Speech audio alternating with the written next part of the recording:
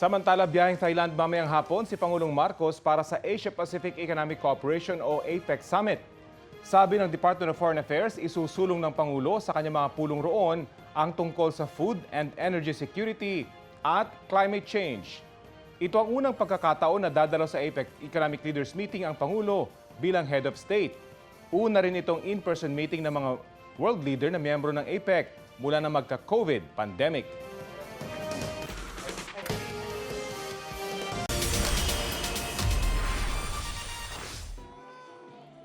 Crown ready na ang pambato ng Pilipinas sa Miss International 2022 na si Hannah Arnold. Sa kanyang send-off, nagpaabot ng good luck messages ang kanyang binibining Pilipinas sisters bago siya lumipad sa November 30 pa Japan kung saan gaganapin ang 60th anniversary ng pageant. Isa raw sa kanyang naging focus sa paghahanda ang kanyang pasarela. In Miss International, we're only given a few seconds on stage to showcase our national costume, swimsuit, and evening gown. So you really have to make sure that walk is gonna capture their eyes. Beauties for SDG o Sustainable Development Goals ang campaign ng pageant this year. Naswak sa advocacy ni Hannah na isang forensic scientist. Nag-aral din daw siya ng Japanese noong high school at pamilyar sa kultura ng Japan. Inspired din daw si Hannah dahil bukod sa pamilya, manonood rin live ang kanyang boyfriend.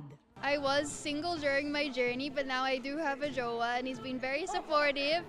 So yes, he will be there in Japan. So I'm so excited. Humingi naman si Hannah ng suporta sa mga Pinoy para iboto siya sa Miss International app starting November 30.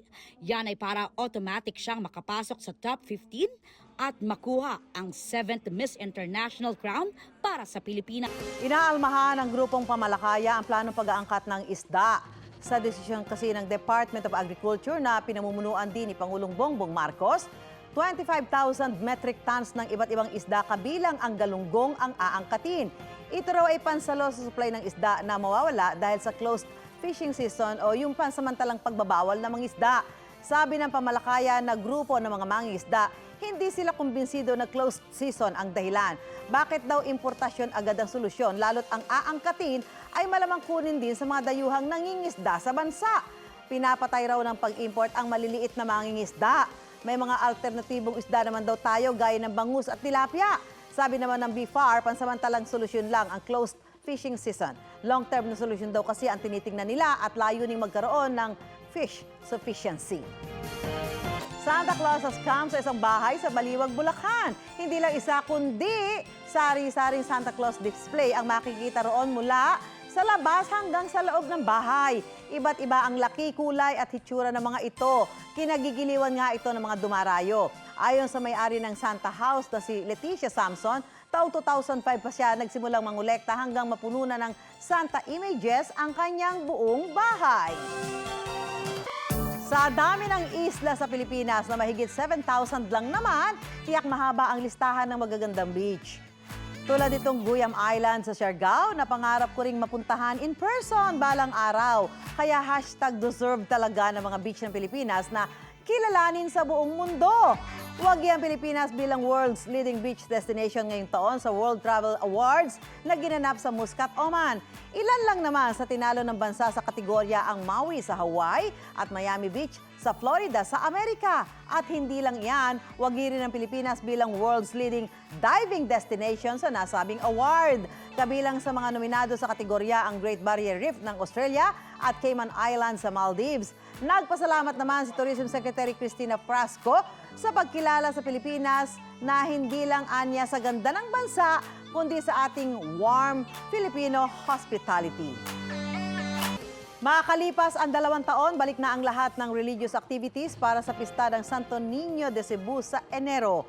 Inanunsyo ito ng pamunuan ng Basilica Minore del Santo Niño de Cebu. Kabilang sa mga magbabalik na aktibidad ang Penitential Walk with Jesus, traslasyon sa Mandaue at Lapu-Lapu, at prosesyon ng imahe ng Santo Niño de Cebu. Pero paalala pa rin ng mga otoridad sa mga dadalo sumunod sa mga itinakdang health protocols.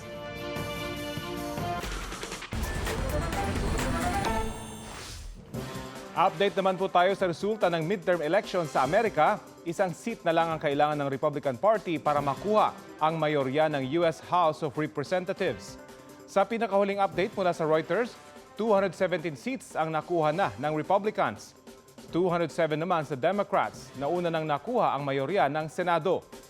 218 seats ang kailangang makuha ng isang partido para makuha ang mayorya sa Kamara. Kung makukuha ng Republicans ang mayorya, si Kevin McCarthy ang magiging nominee ng partido bilang House Speaker. Tatakbo sa 2024 U.S. election si dating U.S. President Donald Trump.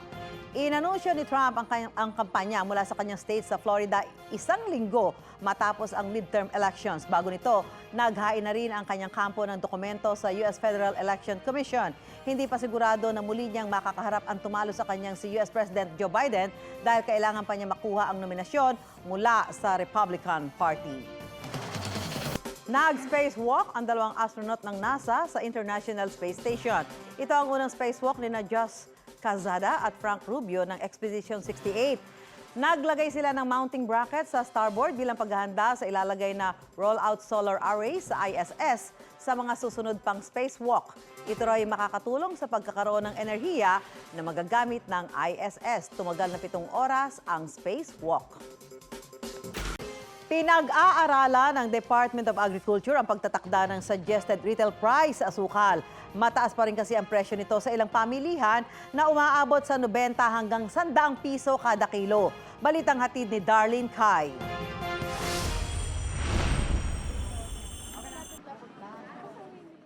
Nobyembre pa lang pero alam na ni Bermida ang kanyang hiling para sa darating na Pasko.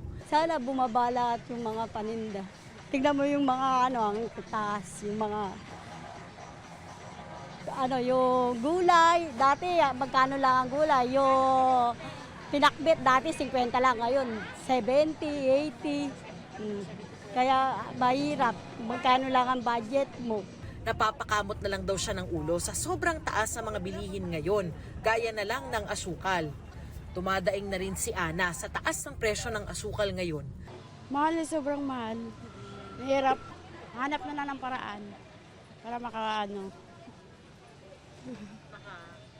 makaraos. Dito sa Blooming Treat Market sa Maynila, 120 pesos ang kada kilo ng puting asukal. Nasa 100 pesos naman ang kada kilo ng segunda at pulang asukal. Base sa pinakahuling price monitoring ng Department of Agriculture, naglalaro sa 90 pesos to 100 pesos ang presyo ng asukal sa iba't ibang pamilihan sa Metro Manila. Ayun nga, medyo mataas. Kaya nagtataka mga mamimili, nabibigla sa presyo. Mahal daw. Yun yung iba, di makabili, naalis na lamang. Matumal daw tuloy ang benta nila, kaya apektado ang kita. Hindi kami nabili ng madami. Yun lang, mga isang sako, ganun. Dati, ilan yun? Kung minsan, nakuha kami ng, yung kompleto. Yung 4 na kulay, kinukuha namin. Ngayon? Ay, paisa-isa na lang ang kulay. Si Fred naman na naglalako ng brewed coffee dito sa Blooming Treat, hindi matanggal ang unli sugar at unli milk niyang promo. Yan ay kahit mataas at patuloy daw na tumataas ang presyo ng asukal pati gatas. Yun ang nakasanay ng tao, yung araw-araw kong ginagawa. So pag tinanggal ko yun, so ang kanilang katulad lagi, kuya may lang, pass muna tayo. Bukas na lang. So ganun. Pag yung kanilang mga alibay, alam ko na yun. Kaya ang kanyang mungkahi, Kung ako nga lang masunod yung mga ganyan mga pagkain ng mahirap, tanggalan ng tax. Kahit Batman lang, para makatipid. Alisin na konti, kahit man lang mga isang taon, para lang makarecover ng tao. nauna nang iminungkahi ng Sugar Regulatory Administration na magkaroon ng suggested retail price sa asukal. Sabi ng Department of Agriculture, pinag-aaralan pa yan. Darlene Kai, nagbabalita para sa GMA Integrated News. Tsokolate ang karaniwang produkto ng kakao. Pero alam nyo ba na may iba pang gamit ang kakao dahil pwede rin itong gawing suka? Ang mainit na balita hatid ni Jessica Kalinog ng GMA Regional TV, Balitang Bicolandia.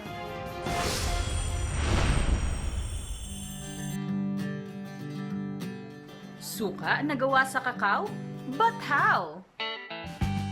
Sa pagnanais na hindi masayang ang bunga ng kakao, pinag-aaralan ng grupo ng mga magsasaka sa Pili Camarines Sur ang paggawa ng suka gamit ang katas o juice ng kakao. Matapos makuha ang mga buto nito, ay ilalagay sa fermentation box na may mga butas. Tatakpan at iiimbak sa loob ng 5 hanggang 7 araw. Ang may ipong katas ay ilalagay sa garapon at ilang linggong for fermentation. Ang mga naiwang buto ng kakao ay patutuyuin naman para gawing tableya. Nagkataon na nakaiba po kita dyan, ang DA, CBCUA, DAR, DTI, tapos ini yung DOST. Kada ako nagluluwas ng mga suggestions, sabi mi, listingon ta, apira kang tableya, igwa papalan. Sa farm na ito ni na Edison, mayroong mahigit 200 na puno ng kakao. Itinanim niya ito at ng mga miyembro ng kanilang grupo. Sa ngayon, dahil sa demand sa palengke, nangangailangan na sila ng 30,000 kilo ng bunga ng kakao kada buwan para sa kanilang produksyon. Sakaling magtagumpay ang suka na gawa sa kakao, sunod namang tututukan ng grupo ang paggawa ng uling o kakao briquette mula sa kakao shell o bao. Dati yung nagkaralapaan kami ng kakao, pagto, kasi maamaning merkado. Ngunyan, tayo na, at least sana padagos-dagos na po ini para ang mga parauma mamati ninja na ang pag-umapalan pen talaga may kwarta pero baka sa iba day pa lang din na nakukuha si tamang klaseng pag-uma. Mula sa GMA Regional TV Balitang Bicolandia, Jessica Kalinog, nagbabalita para sa GMA Integrated News.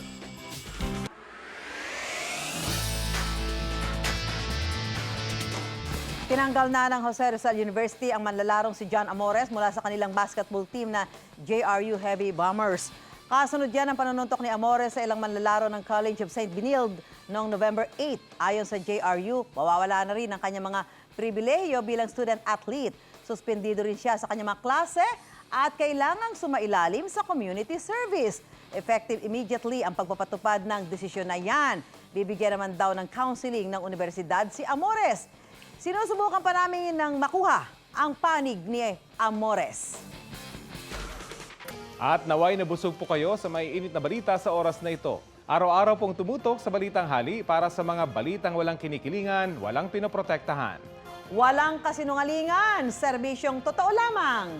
39 na araw na lang, Pasko na. Mula sa Tahanan ng Katotohanan, ako po si Rafi Tima. Buong puso para sa Pilipino, sa ngalan ni Connie Sison, ako po si Susan Enriquez. Kami ay inyong mga kasalo dito sa Balitang Hali.